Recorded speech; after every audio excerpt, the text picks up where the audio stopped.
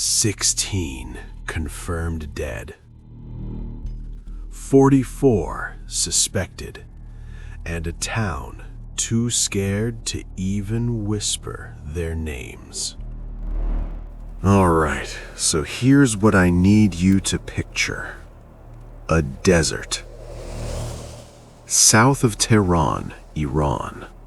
Not the cinematic kind with golden dunes and dramatic sunsets. I'm talking flat, gray, suffocating nothingness. No shade, no landmarks, no sounds except the wind. The kind of landscape where something could disappear and leave absolutely no trace at all. In 2004, kids started vanishing from a small town called Pakdasht, sitting just 19 miles south of Tehran. Boys mostly, young boys, 8, 9, 10 years old. They'd walk out of their neighborhoods on a regular afternoon, and they just wouldn't come back. No ransom notes, no witnesses, no signs of struggle. Nothing. They were just gone. Now here's what makes this story so deeply unsettling. The man behind all of it wasn't some shadowy stranger. He wasn't the creep that parents had been warned about. He was the friendly face from the brickworks down the road. The guy who waved at you every single morning, who knew your kids by their first names, who everybody in town recognized and completely trusted. His name was Mohammed Bijeh. And by the time law enforcement finally stopped him, that desert had already swallowed more children than anyone will ever be able to count. To really understand what happened here, you have to understand Pakdasht. Because this wasn't a random location. The location was everything. Pakdasht basically existed to serve its brick factories. Giant industrial buildings running across the clock, pumping smoke into a sky that was permanently the color of ash. Workers arriving before sunrise, leaving well after dark. Everything coated in a fine layer of dust that never really settled. And surrounding all of it, on every side, the desert. Flat, featureless, endless. The kind of place where you could dig a hole and nobody would stumble across it in 100 years. The people of Pakdasht were mostly poor laborers, guys grinding through brutal shifts for barely enough to keep their families fed. But at the very bottom of that already struggling community were the Afghan refugees. These were families who'd walked out of a war zone, crossed mountain ranges on foot, sometimes through winter storms. Paid everything they had to get across the Iranian border. Arrived with nothing, no legal status, no documentation, no safety net. And that meant one thing above everything else. You did not make trouble. You didn't go to the cops, you didn't file complaints, you didn't draw attention. Because the second you became a problem for the authorities, you were getting loaded onto a truck back to Afghanistan, back to the Taliban, back to the bombs, back to everything you'd risked your life to escape. Mohammed Bijeh had been watching these families for years. He'd clocked how they flinched whenever a police car rolled past. He'd noticed how they swallowed their anger, kept their heads down, never caused a scene, no matter what. And at some point, he made a cold calculation. These people were perfect targets. Nobody would listen to them. Nobody would investigate for them. Nobody would even look. Now, I want you to understand something about how Bijeh operated, because a lot of people picture killers like this as wild, erratic, obviously unhinged individuals. Bijeh was the complete opposite. He wasn't just calculated, he was a cold-blooded tactician. Every single move he made was deliberate. Every step was part of a plan. He did not rush. He did not take risks.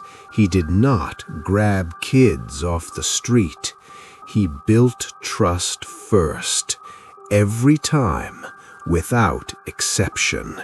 He had identify a kid near the brickworks or around the neighborhood, and he wouldn't approach right away.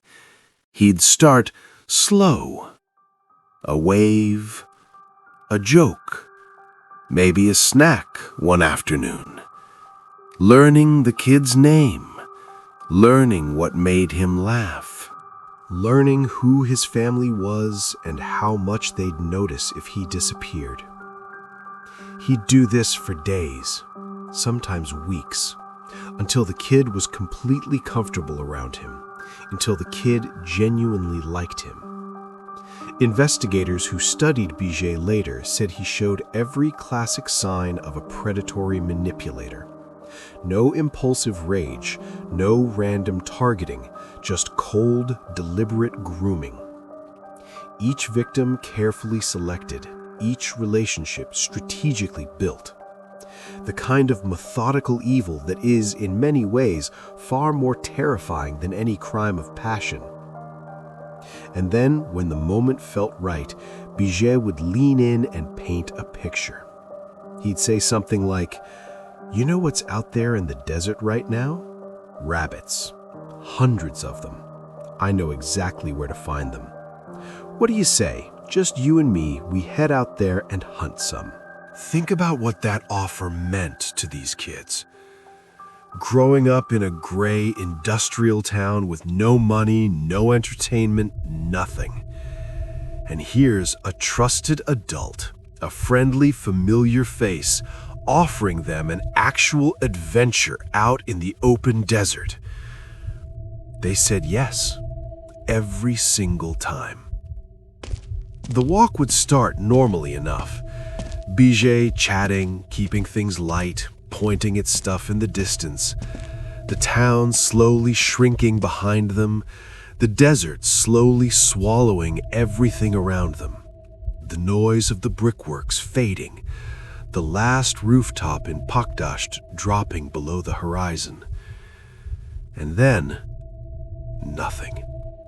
No buildings, no roads, no voices, no movement.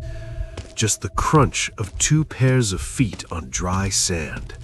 Just the vast silence of the desert pressing in from every direction. Just a child and a man who'd been planning this for weeks. That's when Bijeh would stop. Bend down. Pick up a stone.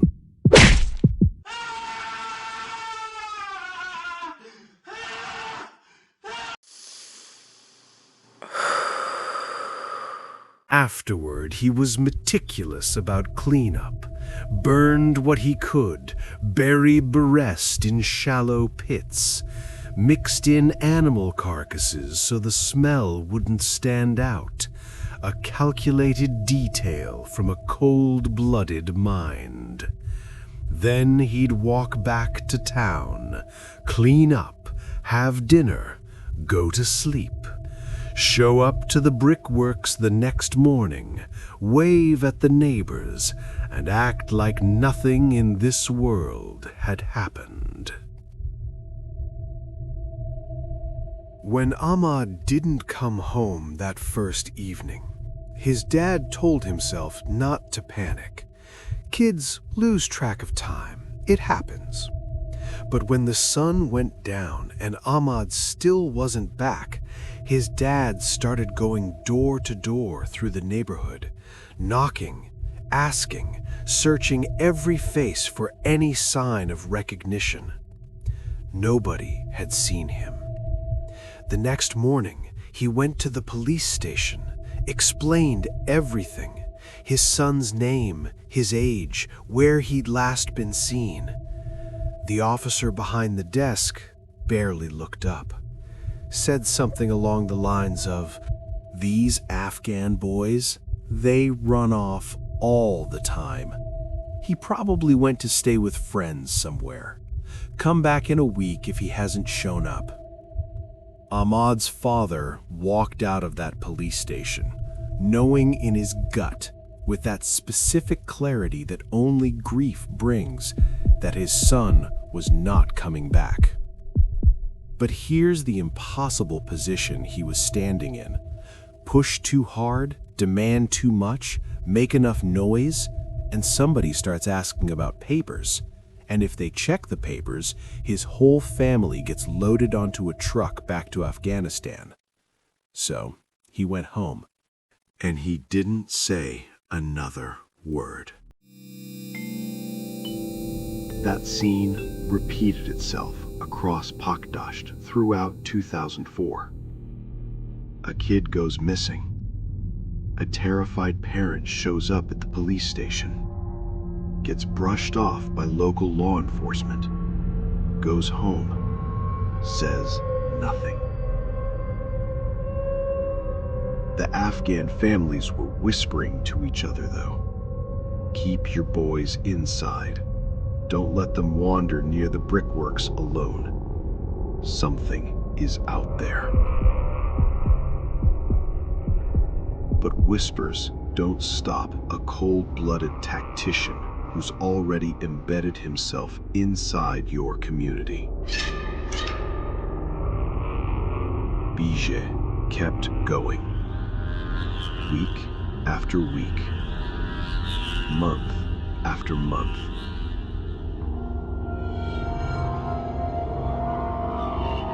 Unhurried, undetected, completely untouchable. Stick with me here, because what investigators discovered in that desert next shocked the entire country. When investigators finally sat down with Bijeh after his arrest, he confessed to 16 murders. 16 kids, all boys, ages 8 to 15. All from the most vulnerable Afghan families in Pakdasht. 16 became the official number, what the courts worked with, what Iran presented to the world. But here's what journalists found when they actually went into that community. Families who had never reported their sons missing. Parents who had lost children and buried that grief in complete silence because they were terrified of what reporting it would cost them. The estimates from those conversations were gut-wrenching. Some said 26. Some said closer to 40. Some put the real number at 44. And the brutal truth is we're never going to know. We are genuinely never going to know. Because the kids who were never reported were never searched for. Their graves were never found. Their remains are still out there somewhere in that desert. What absolutely gets me about this case is what it reveals about who the world decides to count. Kids with powerful families get counted. Kids with citizenship and rights and people who'll fight for them get counted. But these boys? These Afghan refugee boys in a town nobody outside of it cared about? They vanished, and the world moved on, like they had never existed at all. What finally cracked this case was something Bijeh never accounted for. One kid got away. The full details of exactly how aren't completely documented. What we know is that he ran. He ran until he reached people. And when he got there, he talked. He gave investigators a name, a face, a workplace.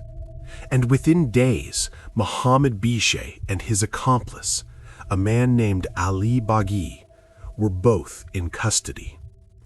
What happened next was honestly one of the most surreal things about this whole case.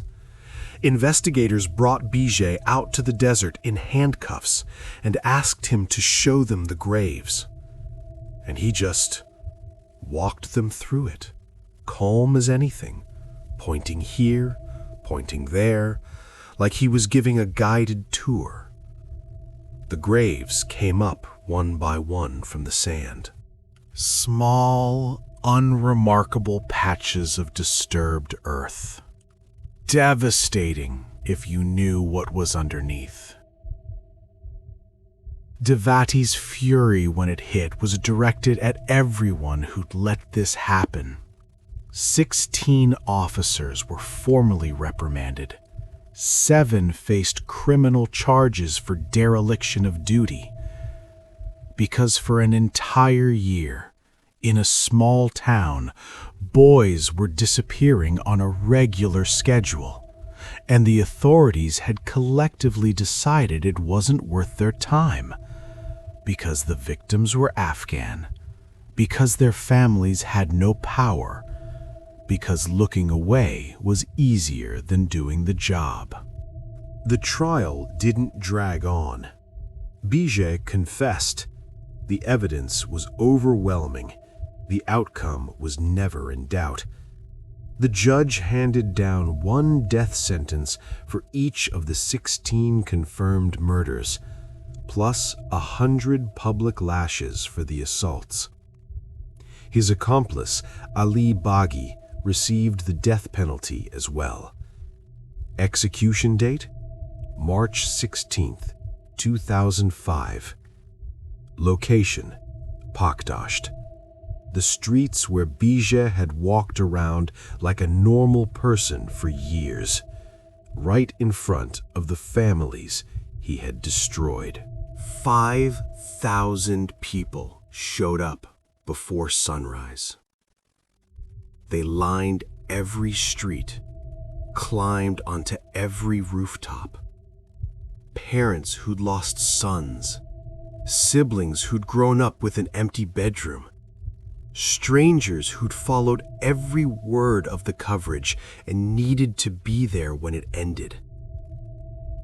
Bijeh was brought out, shirt off, hands bound, chained to an iron post right there in the street. The 100 lashes were carried out in front of everyone. He went down to his knees 3 times, didn't make a sound. Near the end, a 17-year-old broke through the police line, the younger brother of one of the victims. He had a knife. He got to Bijeh, stabbed him in the back. Officers pulled him away. Bijeh, bleeding but alive, was brought to the gallows.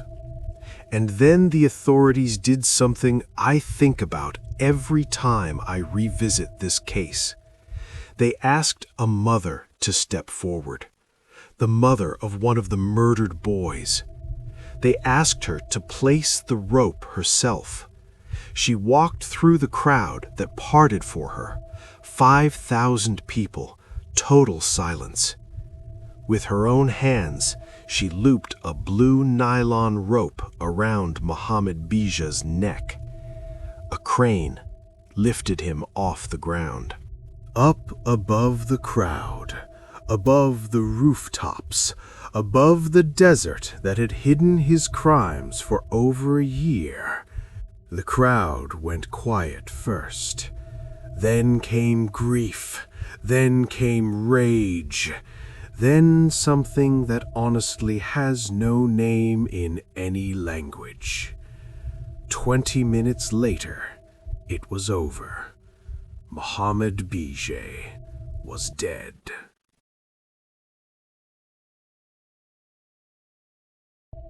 The execution happened. Justice, in some form, was served. But there are things a verdict can never give back. It can't return the years. It can't fill the chair at the dinner table that's been empty since 2004. It can't reach the boys who were never officially counted. The ones whose fathers made the impossible choice and stayed silent, whose names appear in no document, no memorial, no record anywhere on this earth. They're still out there in that desert south of Tehran, in the dirt, unnamed, uncounted, unfound. This story barely made international news. It didn't get covered the way it deserved to be covered, because the victims were poor, foreign, invisible. Exactly the kind of people the world has always been too comfortable ignoring. Because these kids existed. They mattered, and somebody needs to say their names. Before I go, I want to ask you something. Ahmad's father knew his son was gone. He knew it in his gut. But he also knew that pushing for answers could cost his family everything. What would you have done in his shoes? I genuinely want to know. Drop it in the comments. That's it for today's episode of Global Mysteries Untold. If this one hits you, share it with someone who needs to hear it. Subscribe. Because every single Saturday, we bring you another story the world forgot. Another story that deserves to be told. I'll see you next week.